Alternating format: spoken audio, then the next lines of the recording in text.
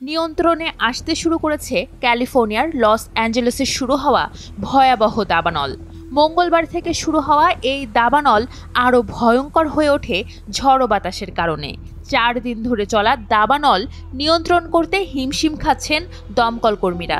এই ঘটনায় এখন পর্যন্ত মারা গেছেন 10 জন। অবকাঠামো ধ্বংস হয়েছে প্রায় 10,000। গৃহহীন হয়ে পড়েছেন হাজারো মানুষ।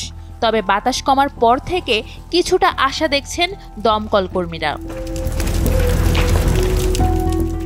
এখন পর্যন্ত লস অ্যাঞ্জেলেস শহরের পশ্চিম প্রান্তে প্যালিসেডস এলাকার আগুন এবং পূর্বে পাহাড়ের পাদদেশে অবস্থিত ইটন এলাকার আগুন কিছুটা নিয়ন্ত্রণে আনতে পেরেছেন দমকল কর্মীরা। প্যালিসেডসের আগুন 8% এবং ইটনের আগুন 3% নিয়ন্ত্রণে এসেছে। যদিও এরই মধ্যে দাবানলে এই দুই অঞ্চলের প্রায় 34,000 একর পুড়ে ছাই হয়ে গেছে। 5টি দাবানলের আগুন নেভাতে এখনও সংগ্রাম করছেন দমকল কর্মীরা। তবে আবহাওয়ার পূর্বাভাসে আগামী সপ্তাহের শুরুতে আবারও বাতাসের তীব্রতা বৃদ্ধি পাওয়ার কথা বলা হচ্ছে।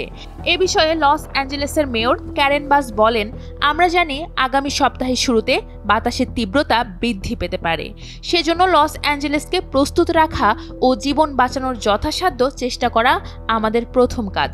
মার্কিন প্রেসিডেন্ট জো বাইডেন এই দাবানলকে যুদ্ধের মতো অবস্থা বলে উল্লেখ করেছেন। ভয়ঙ্কর এই দাবানলের মধ্যেই শুরু হয়েছে লুটপাট ও সহিংসতা থামাতে লস অ্যাঞ্জেলেসের কাউন্টির বিভিন্ন এলাকায় প্রতিদিন সন্ধ্যা 6টা থেকে সকাল 6টা পর্যন্ত কারফিউ জারি করা হয়েছে। এছাড়া উদ্ধারকর্মী ও স্বাস্থ্যকর্মী ছাড়া দাবানল এলাকায় সর্বসাধারণের উপস্থিতিও নিষিদ্ধ ঘোষণা করা হয়েছে। যদি কেউ কারফিউ লঙ্ঘন করে বাইরে বের হয় তাকে $1,000 পর্যন্ত জরিমানা অথবা 6 মাসের কারাদণ্ড দেওয়া হবে বলে জানিয়েছেন কাউন্টির কর্মকর্তারা। বিভিন্ন স্যাটেলাইট ও ভিডিওতে উঠে এসেছে নরকের মতো জ্বলতে থাকা লস অ্যাঞ্জেলেস।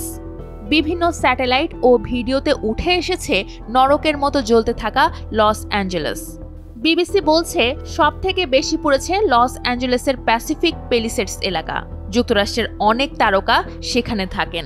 তারাও কোনো মতে এক কাপড়ে ঘরবাড়ি ছেড়েছেন। 5,300 এরও বেশি ভবন সেখানে পুড়ে ছাই হয়েছে।